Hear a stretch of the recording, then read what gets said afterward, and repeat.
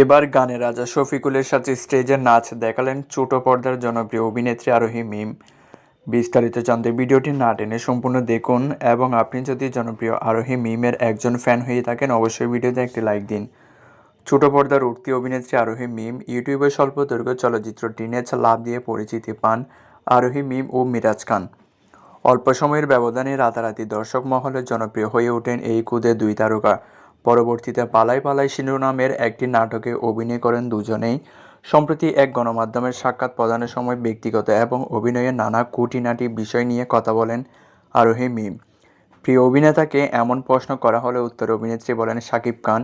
Dhallywood king Shakib খানের সাথে নায়িকা হতে চান কিনা এমন প্রশ্নের উত্তরেও অভিনেত্রী বলেন অবশ্যই শাকিব খানের নায়িকা হতে চাই।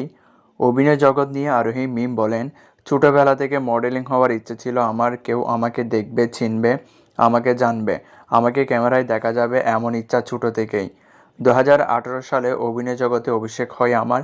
এরপর একটি শর্ট নাটকে অভিনয় করি আর এভাবেই একটু একটু জনপ্রিয় হয়ে উঠি। আরোহী মিম আরও বলেন আগে আমাকে খুব কম মানুষ চিনত, এখন অনেকে চিনেন এবং আমার কাজ সম্পর্কে বেশ প্রশংসা করেন।